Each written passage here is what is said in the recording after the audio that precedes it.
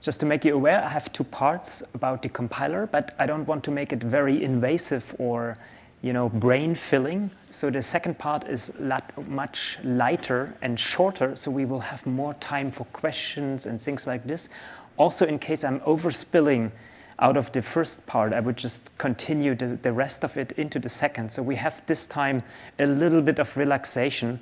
If you remember the agenda, we will have two parts on the compiler, and we will have some time left at least for questions and a bigger discussion, I think. This content is not run so far. This is not the usual compiler presentation that we have at Intel. Probably you can imagine we have a lot of engineers who like to present you a lot of details. So the standard deck, to make it short, is more than 200 slides just on compiler, vectorization, flex, and examples. So it's probably we die after such a session. So for that reason, I try to collect something that is more meaningful for your case.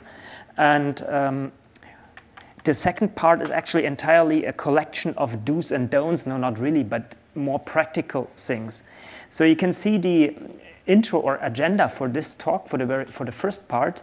It gives you again some intro on the Intel AVX-512 instruction set extension, but it will also give you the status of the compilers. I said compilers, not just Intel compiler. This includes explicitly the GNU compiler collection, as well as the LLVM Clang compiler, and which version you should expect to be okay for AVX-512, and what you can expect in terms of auto-vectorization capabilities, perhaps a little bit about.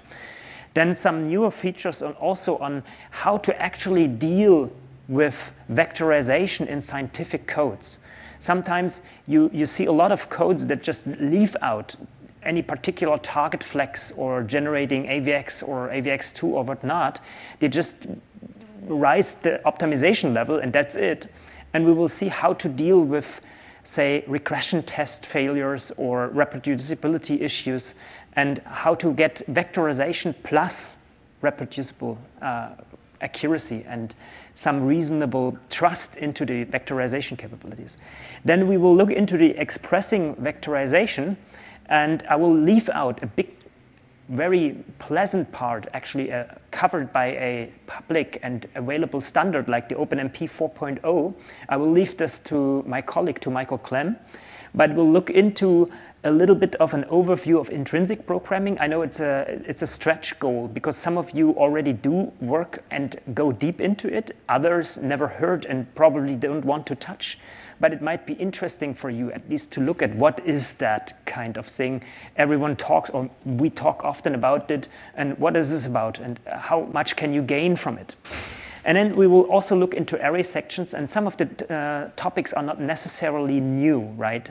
Some of them are pretty old if you think about Fortran 90 and array sections, but they are still not used, although they are a good vehicle to do explicit vectorization to some extent at least. And for the OpenMP part, as I said, I just wanted to mention and forward essentially to Michael Clem's talk, which is, and I just forward you the most interesting parts or mention them. This is the loop vectorization and the kernel-based, the SIMD function-based vectorization with OpenMP 4.0. And in the end, I have a little bit of a special topic, like not a gourmet topic, but the small kind of thing on how to get going with intrinsics when you rely on GCC or LLVM, because there is some caveat with dealing practically with these intrinsics. I think I will relieve you from history of instruction set extensions at Intel prior to 2009, but you can see there is a long line of things. I will come back to that, why that is, but let's look at the more recent things like this is pretty outdated, the slide. You can to be done, but we can fill in the number, I guess. For KNL and for Skylake Server, you can see the AVX-512 materialized. And it is not just promotion of vector width or instructions to 512-bit. It is really a kind of a new instruction set, which breaks to some extent with previous AVX. So it's not only a natural extension. We will see what it gives us. First, the motivation here is, why do we want to have, or why do we get all the time new instruction set extensions?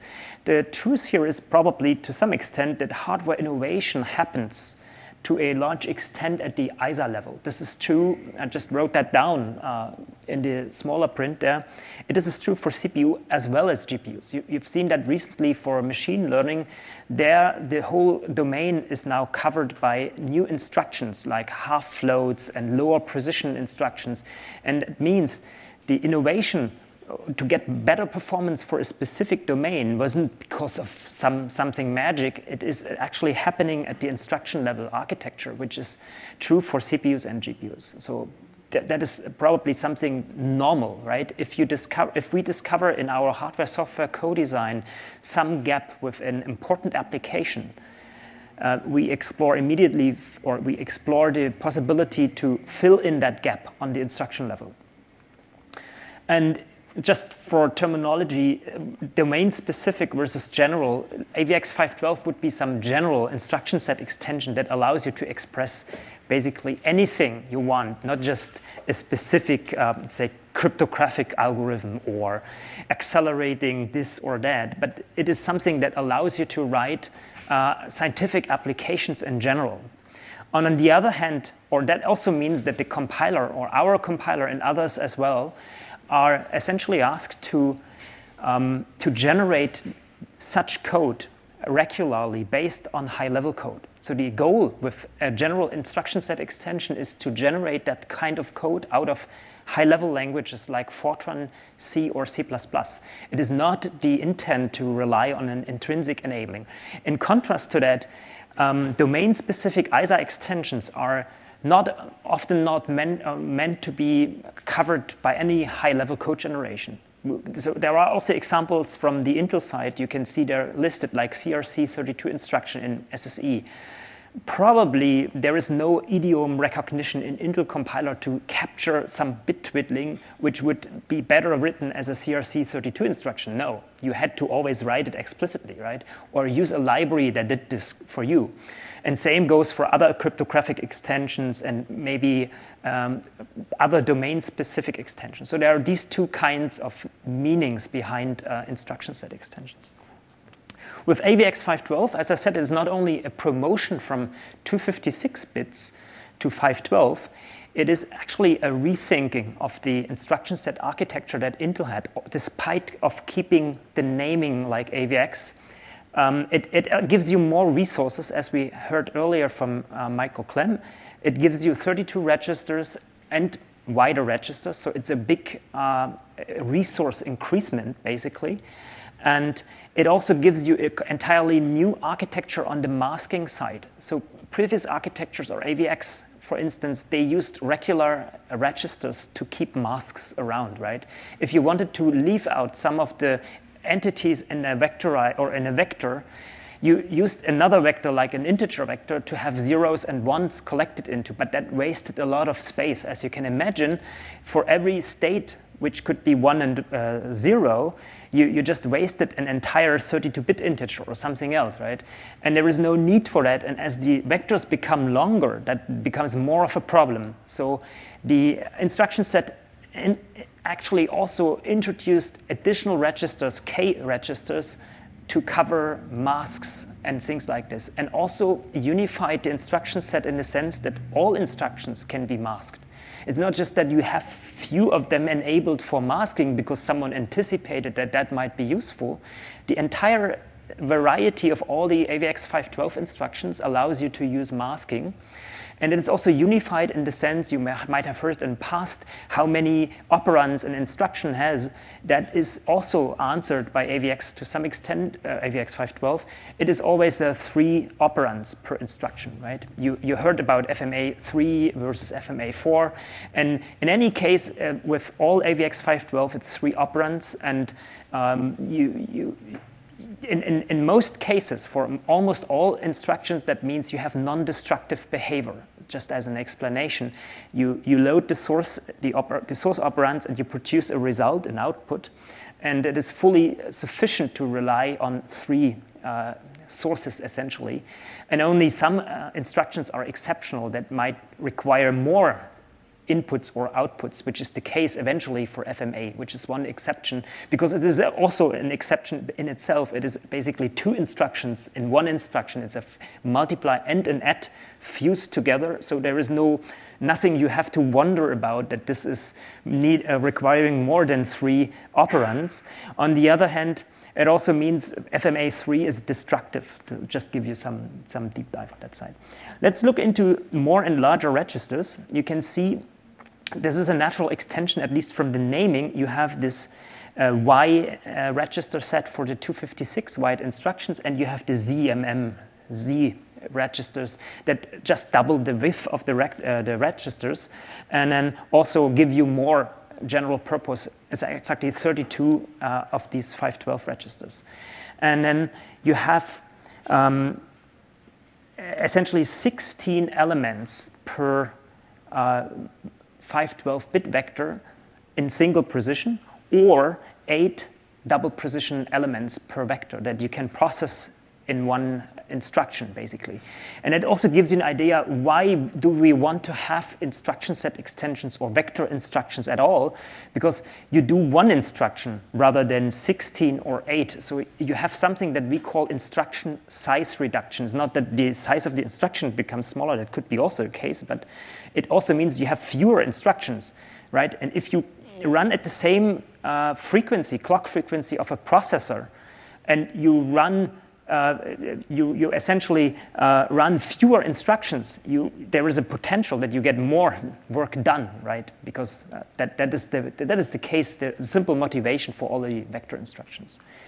And as I said, you have 8 mask registers, K registers, and I think I will give you something more on the compiler status with respect to GCC. I believe, for the top of the head, 4.9 version of GCC introduced the very basic enabling for AVX-512, and 5.2 filled in the gaps. In particular, just to give you this at this point here, I think in the very first shot, the 4.9, the maintainers rejected K register implementation. So none of the intrinsics that are supported in 4.9 allow you to be masked, because the infrastructure in GCC isn't or wasn't there at this point, but this is filled in. So with regular GCC 5.2 and beyond, you can just work with masks as you like.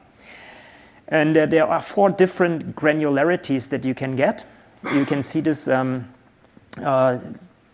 you have different mask granularities, but I think this is a detail you can look up yourself. And the motivation is already given with the mask registers. It's basically, it would be a huge hock in the size if you used general purpose registers instead of real bits or only bits for masking things out of a vector, because you can get it in the left upper or lower corner of the previous slide. I will jump back. You've seen you have 16 elements of single precision in such a vector, and now that allows you to just use 32 bits to mask any of the states that you want, right? Rather than wasting a huge register for that. So masking would be useful in general. Right? You can use it for very simplistic control flow things, like deciding about only one thing. Of course, if you decide about 2 things, you can repeat the control flow and just think about making it a masked version again. But in general, you can turn simple control flow into a masked execution if you like.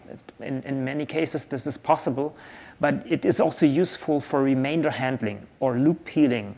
Of course, maybe loop peeling is not a good idea. You need to peel until you have a multiple of the vector width and until you are aligned in memory. Then you may run the main part of the loop, which is basically some job that your compiler does for you, and then you eventually have a remainder, and then you have different choices for the remainder. You can do a normal, or you can just do a masked vector operation, or you can also do some scalar loop, which is just using sequential scalar code for the remainder of the loop. And you can see it is a very useful general vehicle that you want. There are, of course, more features in AVX-512, so it's pretty comprehensive. There are embedded broadcasts and masking, Embedded means, to give you an idea what an instruction actually is. An instruction is a collection of bits that enables the CPU to actually know what instruction it should execute. You know, on x86, general purpose instructions are varying in size. You heard that against RISC, and you know what that means.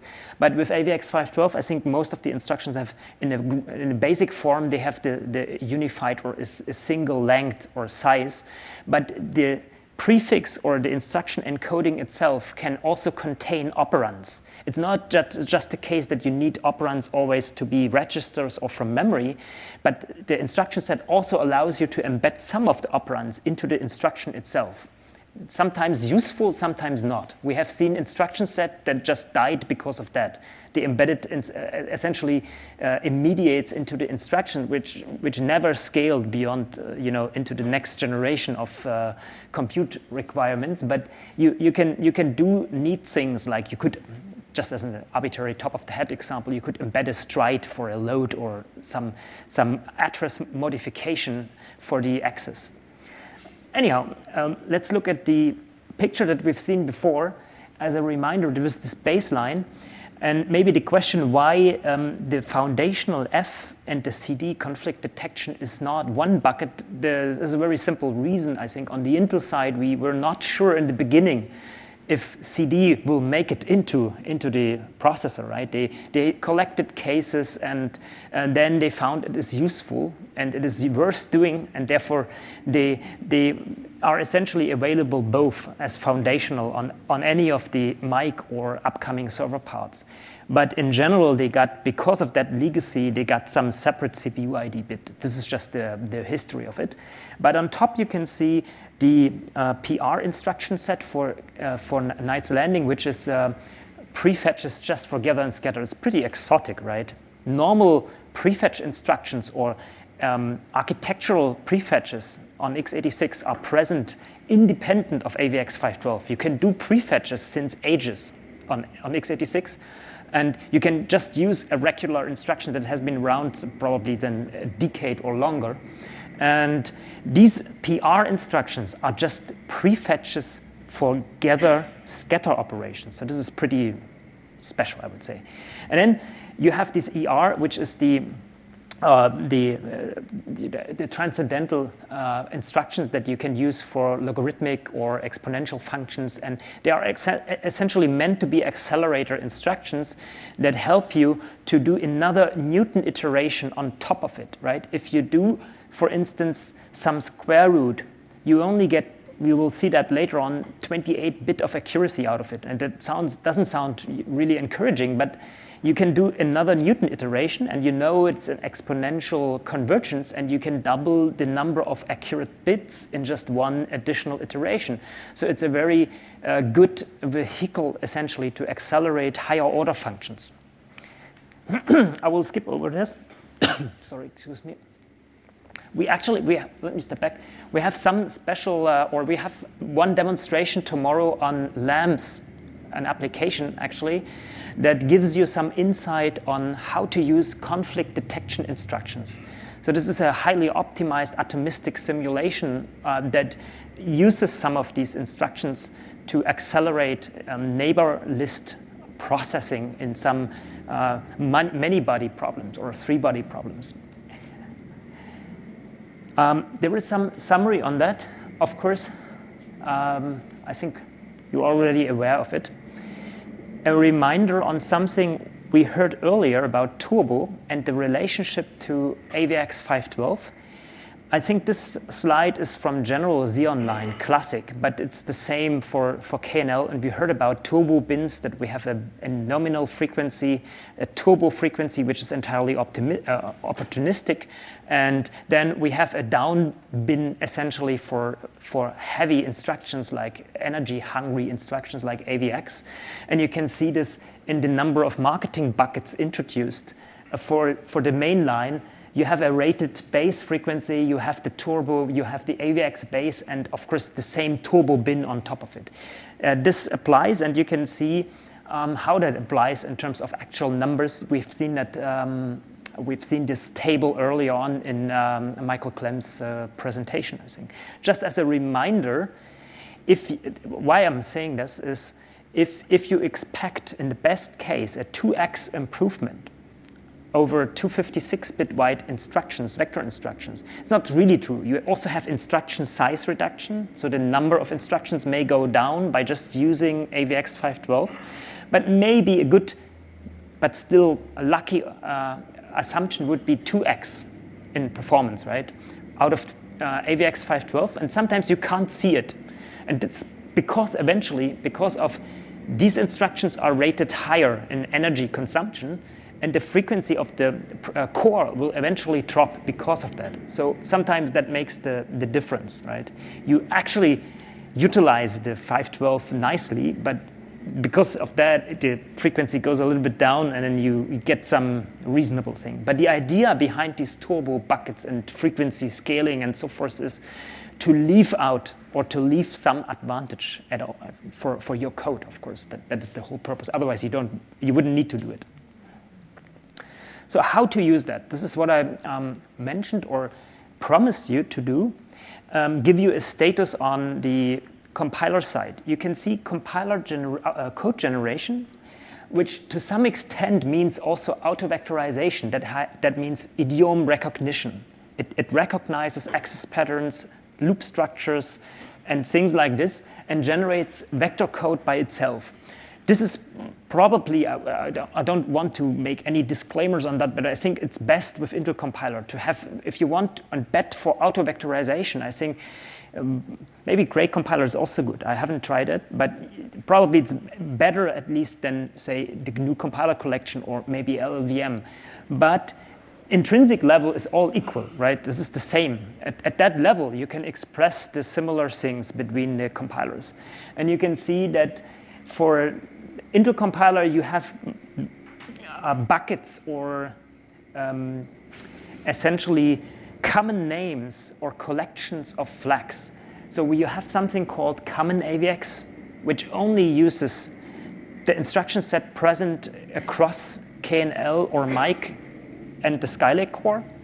And you have some core AVX for the Skylake server part, which enables essentially underneath a dedicated set of instructions that are generated out of code generation.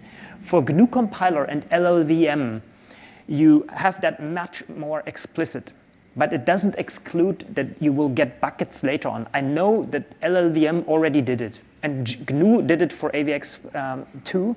For GNU, you can say -m core AVX2. Which is a true Intel name, right? Core architecture is on the Intel side, and it means you get an umbrella of flags that are dedicated towards core AVX2. And the same may exist for AVX-512 with Skylake flavor and Mike flavor. But so far, I think reliable across the first version with AVX-512, you can rely on this collection of things. For the common set, I highlighted MFMA. The unfortunate thing is you could say, oh, well, AVX-512 today should include FMA. We have that since more than a decade, right? And it might include FMA instruction generation, but it's not true. You need to enable that separately. And if you don't, you just, as a theoretical peak, you are sitting at half the performance, right? To make that clear. So this is a very important flag. On GCC and LLVM, you need MFMA, otherwise you don't get FMA instructions. No fused multiply at half peak performance only. And then you can have the throw common set, which is F and CD. And then you can go for core AVX Skylake core and add these four guys. And on KNL, you can add these 2 guys if you want. LLVM luckily adopted the same set of flags, very same name, nothing special. And then there is something else on top of it. Given the case you want to do intrinsics, say you want to do intrinsics. The funny thing is Cray compiler, Intel compiler, unhappily, or also Microsoft compiler, to your surprise, they allow you to write intrinsics without enabling the compiler flag for that particular instruction set architecture. So if you write an intrinsic which belongs to AVX2, You don't need to add AVX2 flag to the compile line on these mentioned compiler, practically Intel. But on GCC and LLVM, unluckily, you need this collection of flags. Otherwise, you end up with something terrible you don't want to have, I guess. You need to add these target flags. And I will have this very last session in this talk goes about how to relieve and relax and do something about it, because it's very inconvenient, right? I will give you some examples for it. To summarize from what you heard about AVX, as a scientist, you probably want to make sure that your make or build system uses a target flag at all, right? This is very simplistic, but I try to make it not so invasive, right? So hopefully you get something out of it, because performance has two components on any of these compilers. It is basically the optimization flag, which is nothing about the target architecture, and the target flags. You need these two guys. Otherwise, you won't see any vectorization or good performance out of it. So you want to say O2 or O3, it's your choice, whatever safe is for your application. And then you want to say, oh, generate AVX2 code or AVX-512. OK, just a warning, I think this is true for LLVM as well. The O2 flag is basically a collection, it's an umbrella flag, which means a whole set of flags again underneath of it. For O2 with GCC, you need a flag that enables vectorization, because I think O3 is the first optimization level that includes vectorization on GCC.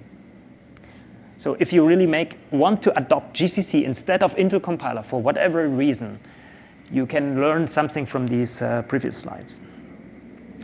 Numerical reproducibility. So this is an important topic for many of you if you work on an actual application.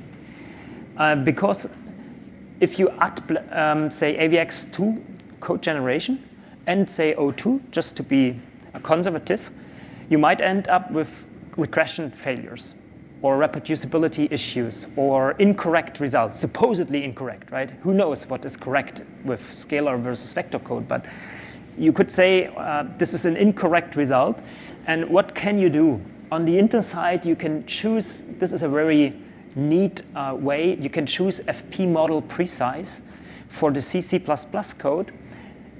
In average, I think the geomean across the spec benchmark suite, it gives only about 10% slowdown.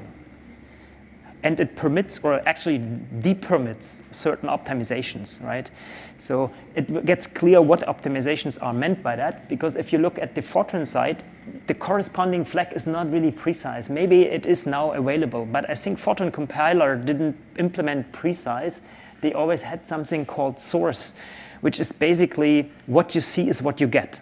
If you write an expression with braces, you get the expression or code generated according to the bracing, right? If you say multiplication first because of bracing, or addition first, you get it this way. And with that flag, you can make that happen for the Intel Fortran compiler. There's a question. I think that's the default behavior on GCC. So you assume that floating point operations are not commutative. That's true. That might be true. So the assumption for the floating point model on the Intel side, I think O2 and O3, I'm not sure, is fast 1. There are two levels of fast. There is FP model fast equals 1. If you don't write equals 1, it means equals 1 by default. And there is a fast equals 2, which means relax more. Do more of these unwanted or potentially incorrect expression modifications, right? You can reorder and things like this just to make better code. And with precise, to summarize from that, is really you can make sure that won't happen and gives you some baseline of accuracy. As a practical example, I've vectorized the CP2K application always without FP model specification in the past. And I got hundreds out of thousands regression tests. I got hundreds of misses or failures. With FP model precise, I'm just at the same level as the scalar code. So that means it reproduces exactly, or not exact, it reproduces accuracy similar to the scalar code, although you enabled vectorization and permitted it to a great extent, I think. That's much more useful than just disabling or leaving it out, right? That is the purpose of that flag. Numerical reproducibility doesn't stop at the code generation level. There is, in the Intel compiler, you have very fine-grained control of math library. IMF means Intel math functions, which is usually meaning or referring to the scalar math library. You can define or request accuracy as a whole, overall, across all functions. But you can also say, there is another flag, this is not mentioned on these slides. You can have a collection of functional domains down to single functions and request accuracy according to medium, high, and low for function domains. So you could say, for Intel compiler, you could say all transcendentals are allowed to be low accuracy, which just leaves all other functions at the regular accuracy, which is probably medium. Medium is, I think, the default. And then this is very helpful, right? If you know that your instruction is bottlenecked by exponential, but it is actually dealing with low accuracy because of an iterative approach, you can go for just relaxing exponential. This goes further for the vectorized part. You can request pseudo-intrinsics on the short vector math library. And then I don't know if you are able to request different accuracy. I'm not sure about it. But on the math kernel library side, you have SVML leveled up to multi-core, right? SVML is short vector mask. It only targets the core, a single thread. It's not parallelized across cores. But on the math kernel library, you have some domain or something called VML, which is essentially SVML plus multi-core parallelization. And there you also have 3 buckets that you can request. And you can even do that programmatically. Let me just jump. Oh, sorry. Oh, yeah, maybe here. There's an example here. You can see it's a simplistic sample. It doesn't meant to work correctly, but it calls exponential function for a vector called in and produces an out result. And you request EP. Let's go back and see what EP is. EP is enhanced performance. It's the marketing name of low accuracy, right? That is basically the same thing. But luckily for marketing, low accuracy also means, oh no, low accuracy is separate. So enhanced performance is even lower than low accuracy. Okay, sorry. So you can think about what that means. I think only half the bits are correct as far as I remember on LA. Or no, enhanced performance, only half of the bits are correct. Anyhow, so for math kernel library, you have additional measures that spans multi-core reproducibility as well. You can cripple execution by also executing similarly on a heterogeneous set of systems or CPUs, which is not really useful, I think. You could essentially have a system park of AVX2 and AVX capable systems, and you could cripple all the CPUs down to AVX, not AVX2, and then get reproducible results across the heterogeneous set of systems. But this is not very useful. The more useful thing is to get reproducible numerical results for the entire math library. Means all the algorithms that are in MKL can be enabled to be numerically reproducible in terms of the results. So they give you from run to run, that is the idea of, or the definition of numerical reproducibility, to give you the same result. When you start the executable, run it, gives you a result. You run it again, it gives you the same result. That is reproducibility. If you have dynamic load balancing or multi-core parallelization that is not numerically reproducible in general or doesn't claim it, you could have different results. You think about a reduction that accumulates in different orders, a series of very small values into a bucket, an accumulator, and then a very large number which destroys it flushes immediately all the reasonable bits out of scope, and then you continue with small numbers, and you do it every time differently, so then it doesn't reproduce, right? So now we have this AVX-512 overview and FLEC, how to treat the compiler flags. Let's look at how to express vectorization. So there are different ways to use and express vectorization, and they differ also between languages like C, C++, and Fortran. Let's look at a picture. At the very low level, you could write assembler code. Means you sleep on top of the instruction set manual that Intel gives you as a download. I think it's thousands of pages. So you can, now it's not really required to write some small kernel, you can go with assembler code, but it's probably not what people want. Then you can do it at the functional level. You don't have to deal with register allocation. It's just normal C functions that you call, which we call intrinsic programming. And then you have some wrapper classes in C. They are a little bit aged, I think, on the Intel compiler side, and they may go only to cover 256-bit wide vectors so far, but they allow you to relieve you in a sense that they gave you overloaded operators in the past for utilizing the instruction set across different bit widths for basic built-in instructions like plus, minus, multiplication, and so forth. Actually, what they did, I think I remember that in the current compiler, they allow you to use that right away with the intrinsic types. If you write MM5012 and then you declare a variable of that type, you can now use plus, minus, multiplication right with these types. You don't need wrapper classes at all. The compiler enables you to write code as with normal scalar instructions. Then there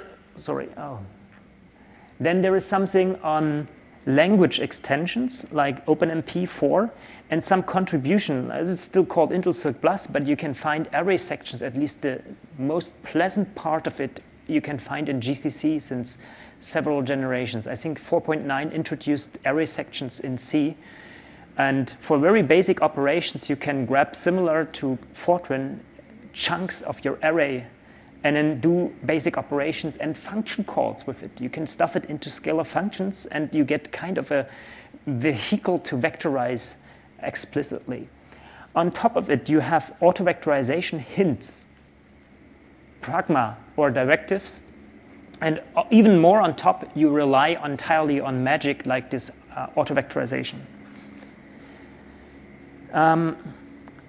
I will walk you through 4 slides, as far as I remember, that give you an idea of intrinsic programming as it looks in the source code and what you include. This is not really something that enables you to write it, but it could trigger your interest, and you could think, oh, well, let me try to sync something in intrinsics and write some loop that the compiler may have vectorized for you manually on my own.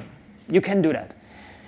Basically, it's a little bit lengthy, this slide. You only need to include this header, and probably you don't even need to include that header, because the name is called, these guys are called intrinsics. What that is a built-in. It is intrinsic to the compiler, a function known to the compiler without any declaration, but for improved type safety, right?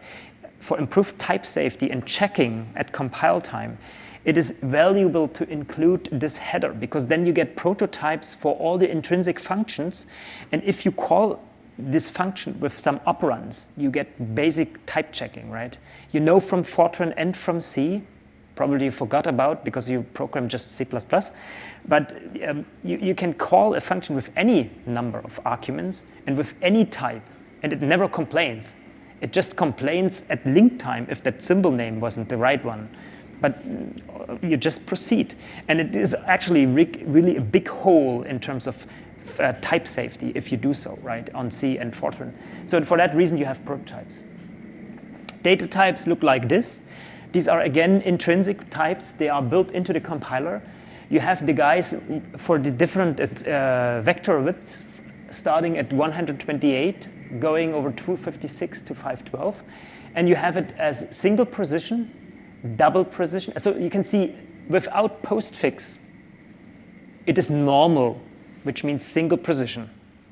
That's the normal thing for the compiler. Double precision is, double than normal. And then you have integer, which is also not normal, obviously for that guy. So you can keep in mind, you have these three flavors and the bit width for all of these guys. Then here are some intrinsics on, you have some pseudo-intrinsics that don't have hardware counterparts in the hardware. Eventually, they may have, but they usually don't. You can see exponential 2 function, which is not really in hardware instruction. Typically on KNL it is. You have at instructions and other things. Yes, so that's basically the way it works. And here's some example. You could imagine vectorizing to at A and B and write the result into C. And you would write a normal loop. And then it would consist of manual load instructions to load from A, to load from B, and to store into C. That's it, right? Here's the store instruction, and that is the add instruction, and this is the load. So it's very verbose. You can see what it costs you, right? That is the idea of intrinsic, and it's to some extent reliable. So although there are many instruction set extensions, there are not so many that you need to do this change every week, right? If this is, I will give you that slide separately. Let's go one by one. This is actually a very interesting thing, because the application here in the browser is a guide, it's kind of interactive. You can type something into the search and find a reference for all the instructions, the throughput, the latency, and everything else for the different architectures. You can select subsets or categories or domains like cryptographic instructions or things related to bit twiddling or something like this. And the interesting thing is this application is written in Java, I think. This is the funny thing. So the intrinsic guide is written in Java. Anyhow, the question is then why and when using intrinsics, right? The question is rather clearly to answer. You can think about if you have a clear hotspot in your application that is taking up most of your execution time, then it might be a good idea to write it down in intrinsics, because it's a one-time effort. You can tune it, and if you go out for a break, take some coffee, you return to the code that you haven't finished, you just continue with the same state that you had before, right? It is not that a compiler version changed, that auto-vectorization doesn't work anymore. You changed GCC, and luckily now it is able to vectorize, or it doesn't, or same for Intel compiler. So it is a kind of a dedicated, reliable vehicle, which is worth the effort in some cases. Let's start. The SIMD intrinsic is just a single slide, just to summarize and give you an additional pointer. I don't want to talk about it. These are the little bit aged guys to wrap up intrinsics into kind of a C, C++ classes, and then give you overloaded operators on top of it. And I think this is much less, or it is much better to use the intrinsic data types directly. Some later feature in the Intel compiler and others, I think. And then there's something new, still not open source. I've asked again the guy from the Intel side if this is something that ended meanwhile up on the GitHub, but probably this is the intent. So if you want to help them to do it, you can rip it anyways out of the Intel compiler. It's a header-only library. It is called SDLT, is SIMD Data Layout Templates, and it helps you to do our SOA conversions and deal with container types that are structure of arrays, array of structure, and it does it automatically. You write, instead of std vector, you use this particular namespace, and you have something else like array, and then you can even put structures into it, like a normal data type that have been declared as a plain old data structure. You probably know what I mean with POD, plain old data, and it turns it automatically into a structure of arrays out of this array of structures, right? And it helps you to vectorize. And it also does things like hybrid data type or hybrid container types. So it might use structure of arrays and arrays of structures at the same time, just to leverage vectorization the best. So it might be worth to learn from or to steal some code. I just wanted to say that. This part here is left over to Michael Clem. You will hear about how to do it in a standard way. How can I do it across different languages like C, C++, and Fortran in a kind of a unified way. They are dedicated or specialized towards the language. Like the Fortran way looks a little bit different, but more common to Fortran guys. But it is very something that you can rely on as a standard, which is neat. It is not any way into specific, right? And SIMDization or vectorization with OpenMP4 and beyond already works in GCC. So you have flags that you can apply at the GCC command line that enable the SIMD constructs and hopefully give you vectorized algorithms. One tiny word or summary on vectorization with language extensions. There was this Silk array notation, which is just a rethinking or push forward of something that Fortran always had towards C, and it ended up in C or GCC already. So you can use array notation, which is like array sections in Fortran. And you can see how that would work. You can turn this loop here into that. You see, you get rid of the loop, but instead of using indexes inside of it, you have placeholders that grab the whole thing, or left or right-hand side of the double column, you can write the offset and the number of items, right? It's not begin-end like in C++, like an iterator. This syntax means offset number of elements. In C++, you would usually write it as begin-end, right? But this is only a flavor. It's actually, in fact, similar to what, I think Fortran is closer to C++ in that case. Anyhow, so you can write that. Yes, exactly. Yeah. Well, I won't go that deep with introducing this. You can do a lot of things with the Silk array notation. I don't know about the status in GCC, and I don't encourage you to adopt it right away. I just wanted to point out, for Fortran side, it is very valuable to look at, despite of the semantic gaps and whatever issues. But for simple code, you can probably enjoy things like this that you had since 90s, right? But you probably still wrote another loop at this level, right? First of all, you have a dot product intrinsic. Oh, surprise, you don't need to write the do loop, because there is a guy which already does what you want. But it is even more complex. So you can see you rip out a vector out of this continuous or contiguous matrix representation. It takes the begin, this is actually C++ notion, begin, end, and multiplies it with the vector. You can see the shape of these two arrays that are involved into this dot product just declared on top of it. And you can see that the shape is conforming and that probably works. But this is basically something it's very simplistic, but you can use that in many Fortran codes where you have extensive, simple loops. And probably this is a much easier vehicle to vectorize, right? Exactly. So you can see the array section is the same syntax, double column here.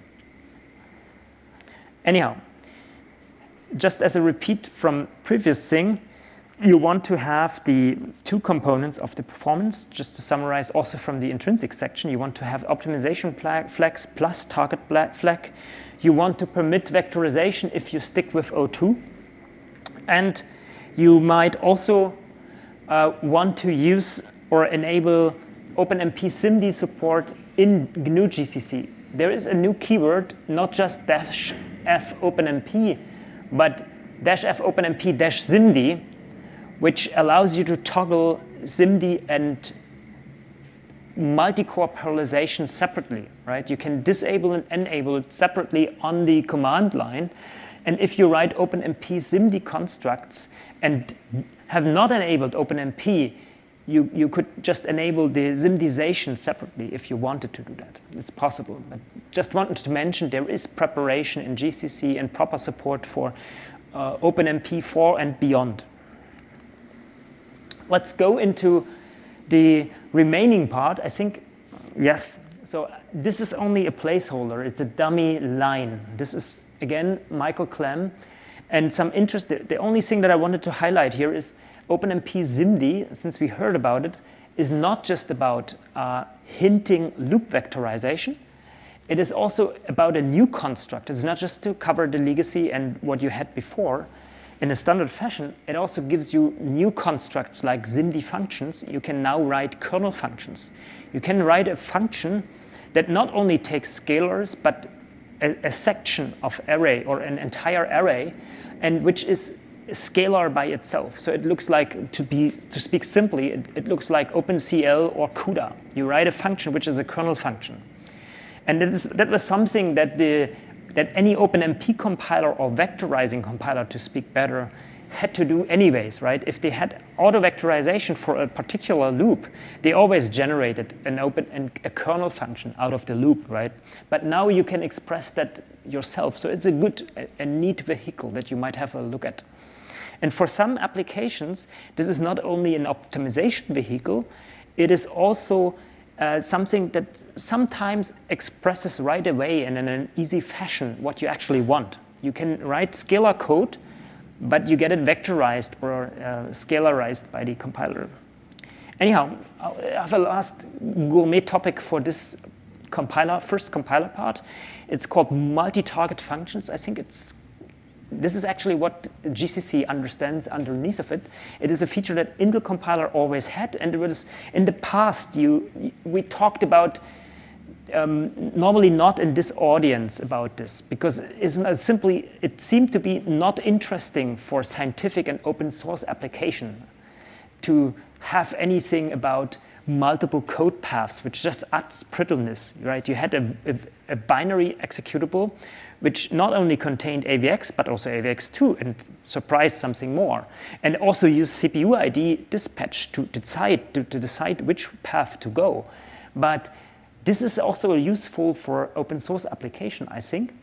And let me just jump ahead. Why? I will see if this is on the next slide. No, I think it's here. The reason here is basically it can simplify and control the build step of an application. If you build a library which is general use, right, and you cannot know which application adopts your work, and you've, for example, used intrinsics within that library, and say it is a C++ library, header only, you can now write multi-target functions that are then taken according to CPU ID, even in an unknown application environment. Some compilation environment which doesn't apply target flags still gets optimized functions according to the best code path according to CPU ID. I think this is worth to look at least as a library writer to look at this. Anyhow, so for GCC, you can enable functions with intrinsics by applying the architecture flag at the command line of the compiler. But you can also use attributes, target attributes. It's underscore. I probably have an example here. You can see this. This is the GNU way. The Microsoft Windows world has a decal spec very similar, but you have this attribute. Then there is a new keyword since some versions that's called target, then a string in quotes and double quotes. And it takes a comma-separated list of instruction set extensions that you want to target. And that permits you to write intrinsic code for a function that is decorated with this target flag.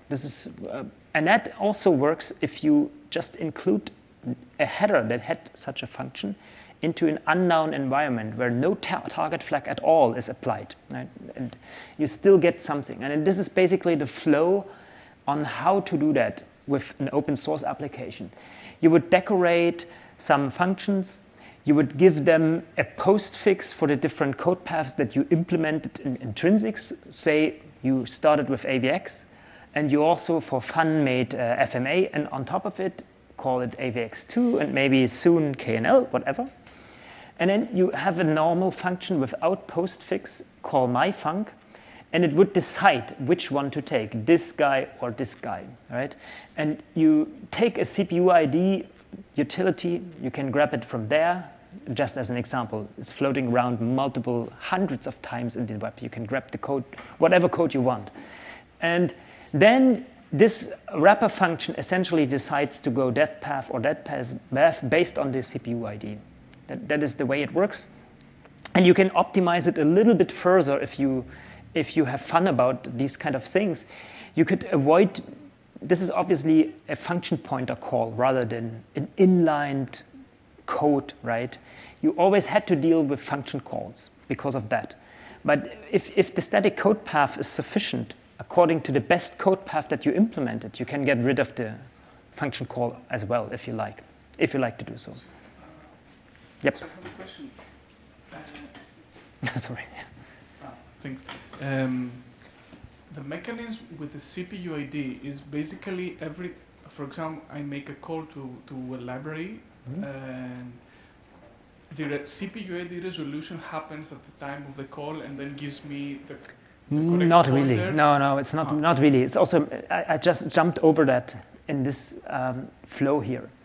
Actually, in the second step, you would set up a table of function pointers in advance. There is no need to decide this every time you call, right? There is no need for that kind of control flow. You would just set up a table or with a single pointer, function pointer, they have all the same signature. The only difference is if it is AVX internally or the containment is AVX or the content or AVX2 or whatever. And then you set up the pointer as part of the program initialization, however you do that. Whether it's C++, then you can write down a structure or a class in any translation unit and it gets automatically initialized. Initialization order between different translation units is different, you know that, but it is automatically set up prior to entering the main function, so everything is ready. On C, it doesn't work like this. You have to call an init function or do some attribute that calls it automatically. There is some specific, there's an attribute CTOR. Yes. Something like this, but you can also, if you know that code ends up in a shared library, you also have hooks that are called automatically when the shared library is loaded. It's your turn. You can do whatever you want. So, yeah. On the Intel compiler side, sorry. I also have a question. Yep. What would be the impact of the size of the binary when compiler does multi-targeting? Yes, so compiler's multi-targeting is based on heuristics. So if the loop boundary is known, of course, it knows if vectorization is ever possible. If you do 100 loop iterations, it probably doesn't generate an additional code path for it because it just gives you more size, no advantage. The remainder and the peel is more overhead than you ever get from that. And if the loop boundaries are completely unpredictable or hinted to be large, you also have pragmas and directives to hint the loop boundaries, which is actually very efficient. It is better than saying unroll. And then you can essentially, the compiler heuristic, that's the case in Intel compiler, is essentially deciding for you if it generates a multi-version function. That is the case. This is what I said. This gives you brittleness. Because you might only see in a profiler that you ever entered AVX2 or that you never entered AVX2. You might ask you, oh, why don't I get the right performance? I used multi-target functions but enabled AVX, but you never got AVX. If you look into the profiler, you never executed it. No FMA, because the heuristic just denied to give that. There is a global flag on a per translation unit basis, or of course on the whole program. You can say aggressive multi-versioning on the Intel compiler. You can tell them, hey, rethink about your internal heuristic, do more. I don't care about the binary size, just do everything in terms of, it's possible as well. Okay, so then I step one further. On the Intel compiler side, I won't spend too much time on that. There is the dispatch has been there for a long time, and you can do CPU ID dispatch on a function level in a much easier way. I don't know if that works for GCC. I don't think so, but you have some pragmas or some attributes that you put in front of the function, and you get basically an overload, or it under the hood generates multiple versions. And you don't even have to deal with CPU ID. The compiler does that for you. It does the table, it initializes the table, and it calls it into the right function, and you don't need the wrapper function at all. So this is all done by the compiler. And this is the same. This is just the Windows notion. Instead of decal spec, you can also write attribute. And then you have CPU underscore dispatch, and then you have some weird Intel compiler collection names for the code path that you want. I have a table about the names. And this is a kind of decorating that function. And it is like, even for C code, it's like overloading that function. So it's the same mechanism I've shown on the previous slide. So it's much easier. So these are the names. But basically, what I covered in this chapter, to summarize, is a manual mechanism to get the same functionality that I just wrapped up with on the Intel compiler side. So you can do the same manually on your own, but I think it's worse in some cases.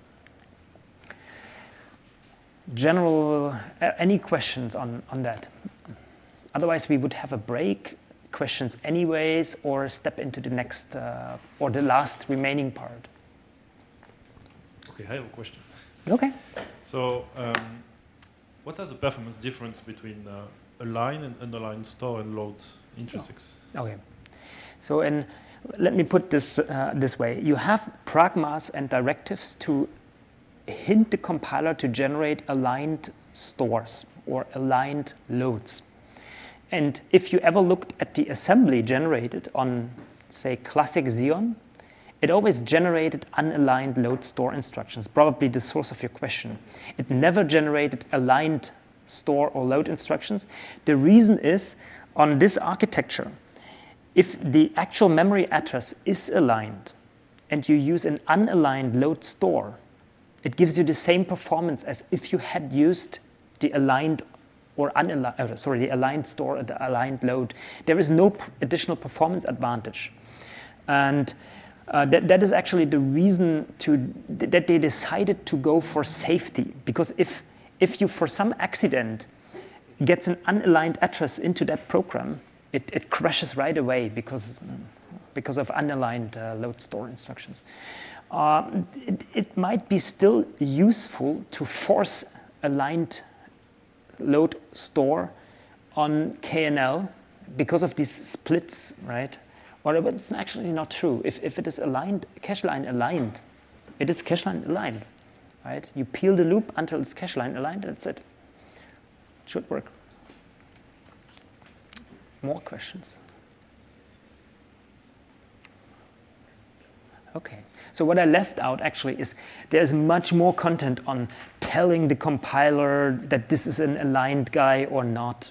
There are pragmas to hint a loop to deal with only aligned data, which in the worst case or in the best case, depends on the view, just leaves out the multi-version, right? That is actually some benefit. If you tell in front of the loop, this is aligned, the only advantage that you get on the Intel compiler for classic Xeon architecture is that it doesn't generate a multi-version, which deals with unaligned versus unaligned data, with aligned versus unaligned. It just gives you a little bit less of code. That's not a big deal, I think. Sure. About the multi-version, so if you have MPI, two nodes, one with SSC and one with AVX, and the multi-version, so it will understand and execute?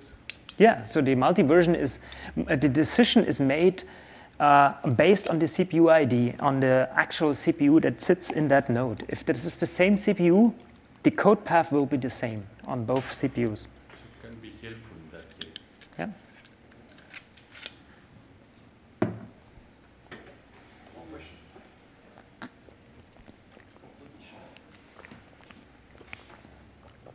Okay, I think there's no problem with no questions because we have the remainder of, or actually the second part of the compiler session, unless we take the break right now or some break, there is actually more interactive because it is only a collection of examples and probably just 15 slides, not much. So it's not another hour of things.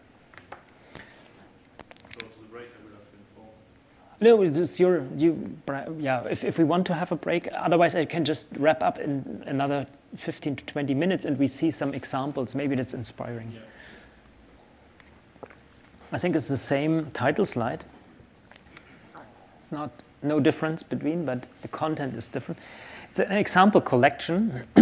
I'm not completely naming all the examples, and I don't know if they are all useful by itself. I think I recommend you to attend tomorrow's application sessions where we have actual use cases connected to an application that does something useful, right? This is only a loop or a code snippet, and it might not apply to you at all. Anyhow, for tomorrow we have more to learn from actual examples along with actual performance results. So we will see comparison with other Intel hardware. I also have occasionally some comparison to some GPU implementations. So tomorrow might be more entertaining from an actual application side of life. But here we have just artificial examples. So there is some sequential reduction. This is a C thing. It's a C, C++. It's not. So Fortran, I think all Fortran programmers are just relieved from that problem that I will just point out here. The problem, can somebody see the problem of this kind of code sequence written here? So is there something wrong? This is not correctness. This is fully correct code. It compiles, it's fine. Or if it doesn't compile, it's a typo in the slides. It's nothing. I will help you. This is always a showstopper that if such a question stays for a long time in the room, you can see this is something where the C compiler is surprisingly, what you see is what you get. You can see that this guy, the loop induction variable I, is just varying with the outer loop, but not with the inner loop. But it produces you the performance as if that is a J loop, right? It does an actual store instruction every time for every J iteration, unnecessarily, right? The compiler doesn't pull that out of the loop and omits you from writing that to memory. It writes to memory every time. And this sequential reduction example is probably, I mean, there might be an 03 flag that makes that unhappily or happily working, but in general, overall, is the problem is that you want to hoist out that variable as a local variable or global, whatever your flavor is, accumulate into it, and then do the write only once. That gives you immediately 10-fold, 100-fold, whatever the loop iteration here is in performance, just for hoisting that out of the loop. What you can learn from that is the C++ compiler, to some extent, is unexpectedly literal. So it gives you what you wrote. It's like a Microsoft Word. It's what you see is what you get. You wrote store, and you get store. There's some comment. May I comment on that? Yes. That's not a problem with the C compiler, it's with the C++ compiler. That's actually a problem of broken C++ semantics. That's true. That's the bonus. It's actually in the fine print here. The side effect may speak against compiler optimization to just do that for you, right? There is no reason that a compiler would not hoist that for you rather than letting you write that code on your own. But the reason could be they had to assume that this is running thread parallel. And writing to that memory destination needs to happen. You want that, right? Here you only do one write. And maybe that same procedure runs in parallel on a different core, and it writes into the same memory, the same array, right? And if you do the write every time, this is obviously more accurate or more current. It's all dirty reads, right? It's dirty reads. It's bad. Probably you don't want to have this code working that way. But it is definitely a side effect, and the compiler respects that this side effect exists and then gives you what you requested. That is simple, the bonus on top of it, yeah. There are other showstoppers. They are taken from actual applications, but they are anonymized, right? They are not specific to this application. So you can see code like this here wouldn't vectorize. Neither if, say this function is inlineable, then it would be vectorizable. But think about this function is actually a system call, a printf, or an I/O operation, something that you never are able to vectorize because the compiler cannot inline that kind of code. It comes from a standard library. It's an operating system call. It cannot be inlined. Then this would never vectorize, although it is very nice. It is the inner loop. The outer loop is parallelized, so it's the ideal world. Outer loop parallelized, inner loop vectorized. But it wouldn't vectorize because of that. Unless you strip it. It's an assertion. The reason here is basically this is parallelized, and that is not vectorized, as I said, just because of this is not an inlineable function. That is something you should keep in mind. This is the biggest source in actual scientific applications, that you have very big loops that are fed in terms of content. Sometimes, if you look at the code here, you cannot even see the outer loop. It's way up somewhere. It is in the outer space. You can't see it. You work here, and the colleague that already died 10 years ago, he wrote the outer loop at some point. That is maybe the real case. And then you just sit here and pray that all functions along that path for the whole nested loop are all inlineable. That is basically what you want from this vectorization thing to happen. And it doesn't help you if you have OpenMP4 and SIMD functions, because 10 years ago you didn't have SIMD functions, and so you just sit here and pray that this vectorizes. That is the basic thing. Or you do black magic like LTO, like link time optimization, or on the Intel side it's called IPO. It's not selling the shares of your little company, but it is a interprocedural optimization also across different translation units. Then the compiler actually collects everything, and then you have the binary blob at the end, and then it goes over the code again and then thinks, oh, now I'm seeing this kind of function code inlined here, or I could inline and then vectorize. And then it adds a great extent to the compilation time. IPO or LTO is rather slow typically, or memory consumption is high. There is a question. So how many inline function can I put before it does not vectorize anymore? Or there is a limitation? There is a heuristic. If the function is seen in terms of the body of the function would eventually be not inlined or marked as a candidate if it contains a loop. I think that was a very simplistic heuristic that compilers used in the past. Maybe it is more sophisticated. Because if the function contains a loop, it is in the first stage eventually not marked as an inlineable function because it is fed enough. That is basically the idea behind it. Therefore, it is worse to do the call. But if it is called inside of another loop, it would have been valuable to inline the whole thing and then vectorize it across. You never know if this is a good heuristic, but that is one. I don't know about others. Probably there are more heuristics that you can pull in. Anyhow, so this is good.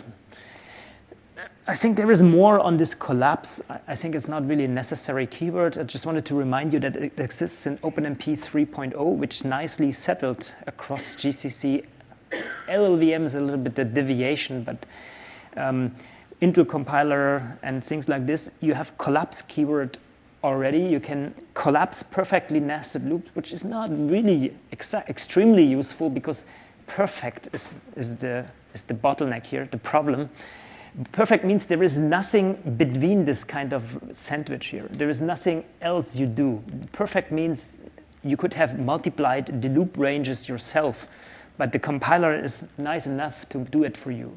So these two loops are collapsed by multiplying these loop ranges together, making an artificial single loop and to peel the I and the K index separately using the mod function for the inner loop. In front of the inner loop, there is some helper code that resurrects I and K out of an artificial index, which consists of these multiplied ranges, right? The upper bound for this single new loop would be n square, right? That is basically the way it works, and then you would have some stride and things like this. Anyhow. Okay, so we couldn't learn much about this, but you can do something else with it. You could actually trade parallelization between multi-core parallelization and vectorization if you wanted. I don't know if this is really inspiring, but you could extract some loops out of this inner loop and push it into the outer loop or make that loop range larger, right? The reason is if this is a small value, A is 4, but you have 64 cores, not 4, right?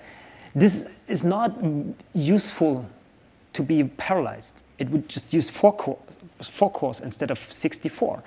But if you could somehow make this loop range larger, you can at least use more cores, perhaps. And that is possible by extracting some loop iterations from the inner loop and put it into an artificial mid-size loop if you want to do so. And then you can collapse these guys together. Although this guy is strided, the compiler should be smart enough to collapse that whole thing and do something for you. You get a little bit more heavier, say, integer operations to calculate the indexes, but you can pray that this is better than having a single core application in this case. There is more you can do for scientific applications. This is a real world sample. This is not anonymized, but it doesn't care. You don't have to care about it because it's from Cineca. It was a workshop we did at Cineca in Bologna. We did something with Yambo, which is kind of an on-top, add-on, or whatever you call it, on top of Quantum Espresso. And it calculates something else, right? But anyhow, and it's also, you can see it's a while ago. It's 1 year, 1.5 or 2 years ago. But anyhow, there was something that didn't scale in one of the main loops. And it was because there was some OMP critical just in the middle of a big loop.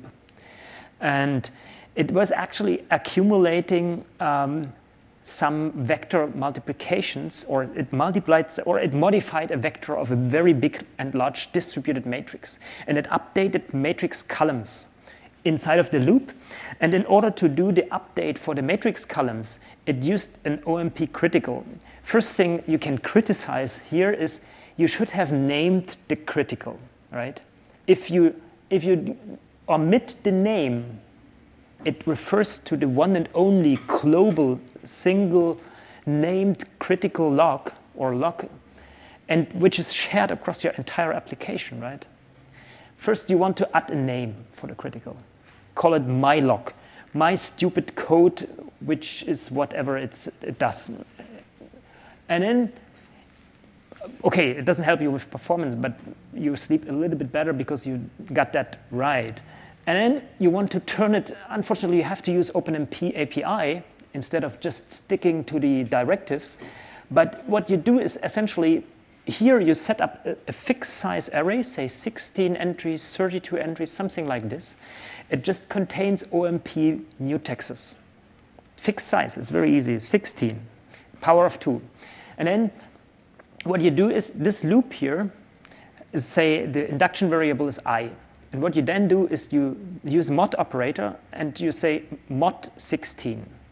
And then you get, out of all I indexes, you get always a number between 0 and 15. And this is used to address one of the logs that you just set up in front of it, right? This is here. Set up small fixed array, 16 logs, and you take any of these, 16 logs. And instead of locking or using a single log, you use 16 logs. So at this point in time, you permit 16 threads to operate in parallel on all of the matrix columns that are not the same column, right? This is a very simple thing, but it's not too obvious. But, sorry. it gave an immediate better scalability. You can see no scalability versus some scalability. It was flattening out, of course. We had, I think we adopted 8 or 16. You can see it flattens out. Also depends on the matrix. If the matrix is less than 16 rows in that MPI rank or columns or whatever we talk about, of course, if you use 200 locks, it doesn't help you anymore, right? You have just 16 rows and no better parallelism, but much better than using a global critical at that point. Anyhow, let me wrap up with this and look at other synchronization primitives that are not used so much. It's by no means sophisticated in any way. It is just, just a reminder. I've seen code looking into atomics, which is okay. Atomics are okay. Atomics, if the operation that you do, like plus or minus, is primitive enough to have a prefixed instruction on x86 Intel to make that atomic, you are done. It's okay. But usually floating point operations and atomics doesn't look too good. And also scalability of atomics across multiple sockets is obviously not a good idea, because you have to communicate to your neighboring socket, and probably the compiler or whatever the entry point into the atomic operation is, it needs to set up something else that is, or the architecture enters a very weird slow path to make the atomic correct. Anyhow, so there's also some shadowed, you can also use thread local storage sometimes. You can do thread private array in Fortran just to give you some variety. Of course, you can do a global big array. You don't need fancy thread private. But you can do also a global array and chop it up yourself, like MPI does. You just have an index, and then you calculate which part of the array is your part for your thread, and things like this.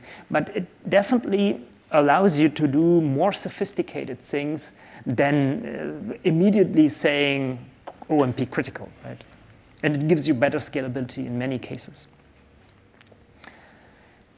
This is the very last thing that the compiler does. It is a little bit of magic, but it is a preparation of which flags you might use or which pragmas or directives you want to look at.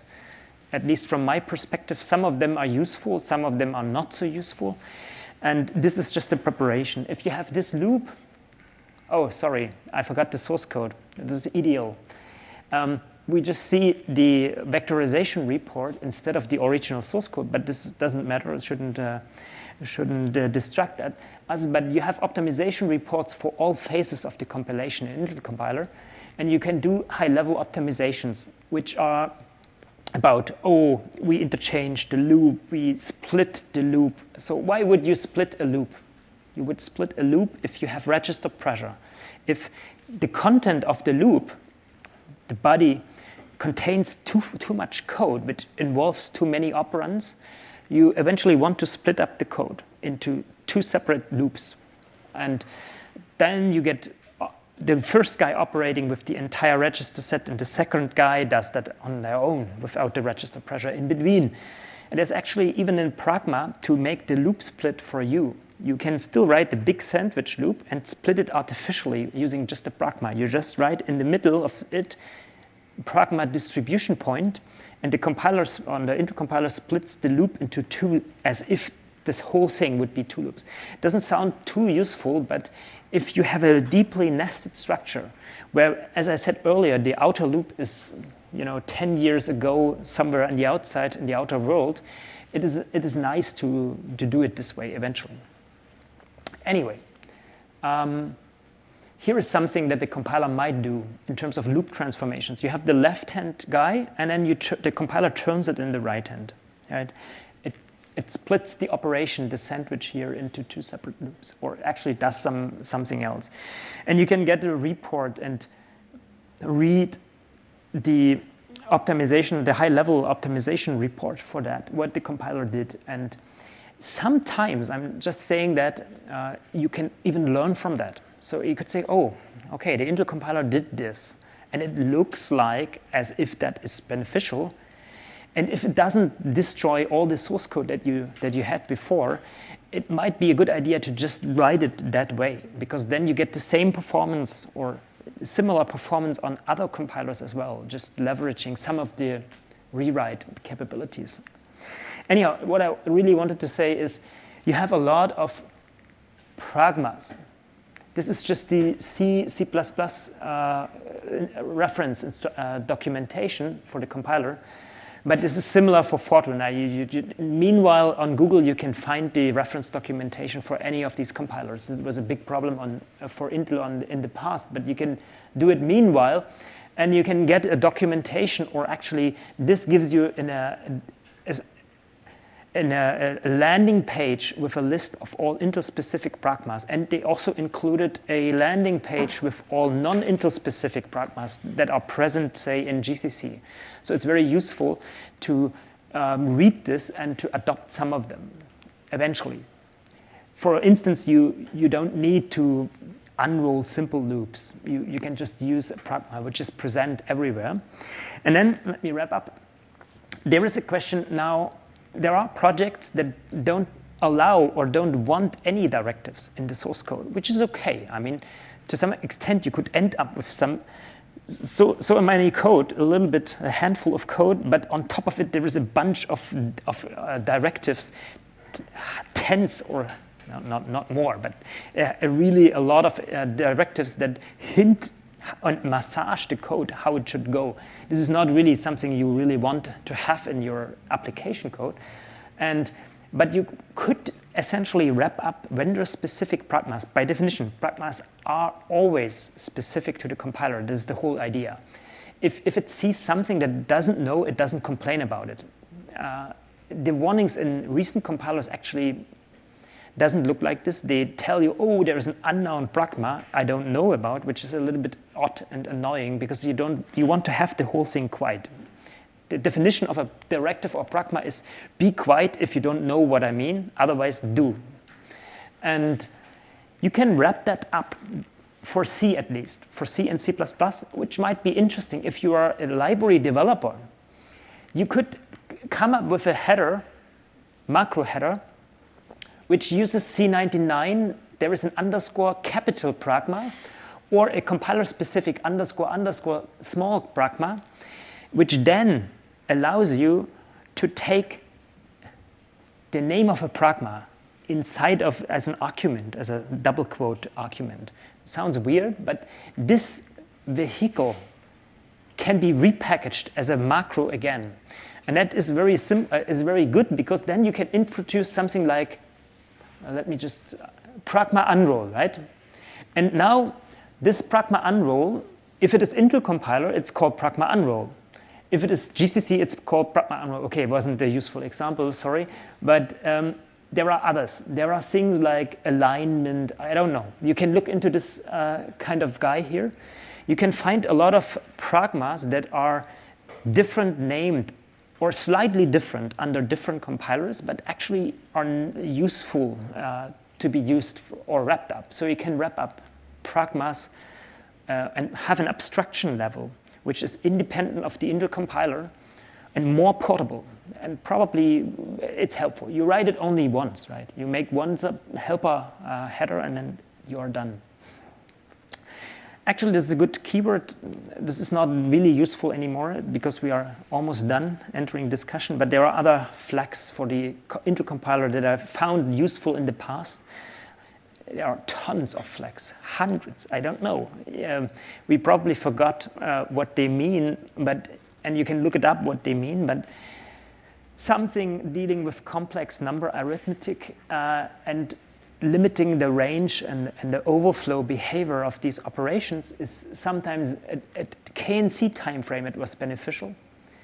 Fast transcendentals are beneficial to be tuned at some point. If you have code which does exponential functions and you don't want to go intrinsics or something like this, you could do something like this and happily get eventually big speed up.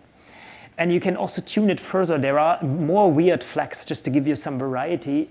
IMF domain exclusion, it tells the thing, oh, it always stays as a normalized floating point number. It never gets some border case, right?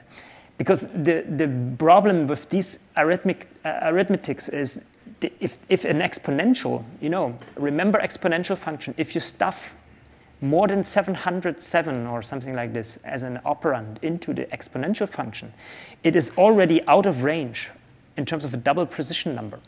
Remember that. And if you do that, if say a good percentage of your array content is larger than 700 and you call it with exponential function for every guy, for all of these larger numbers, you enter very slow code paths on the Intel architecture and probably everywhere else, because it needs to handle the denormalized or the degenerated case in a very specific fashion. It's very slow.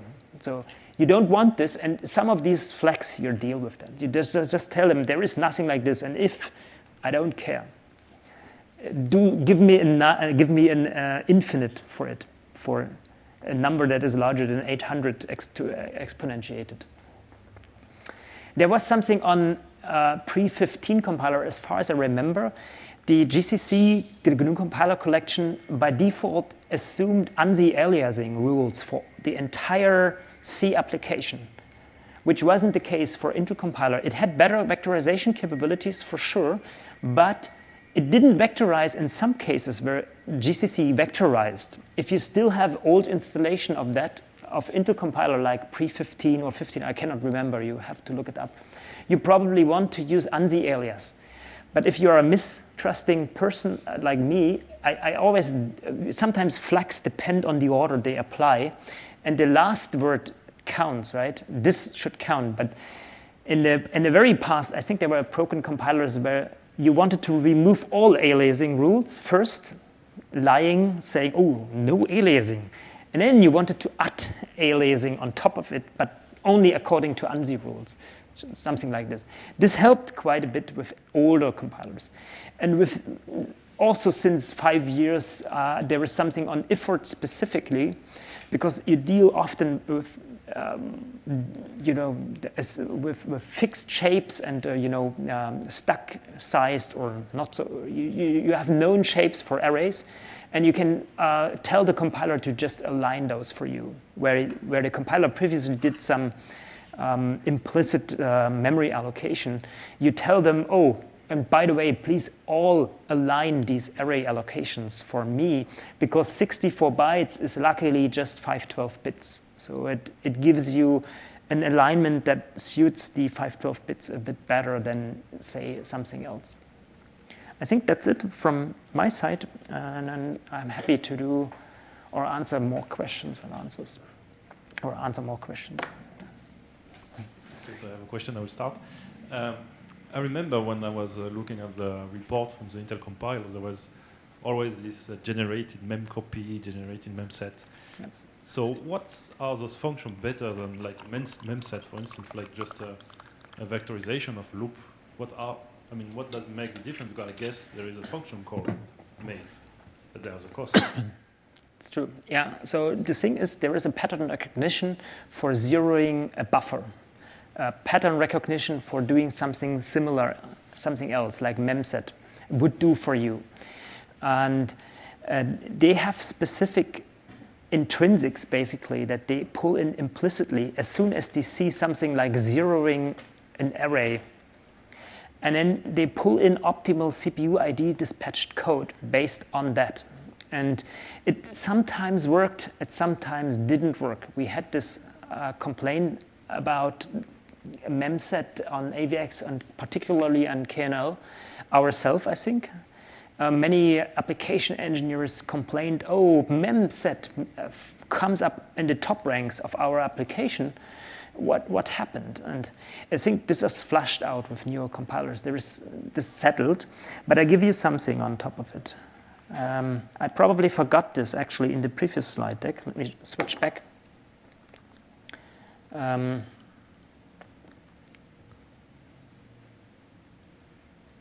Yep. Because sometimes, no, I have some.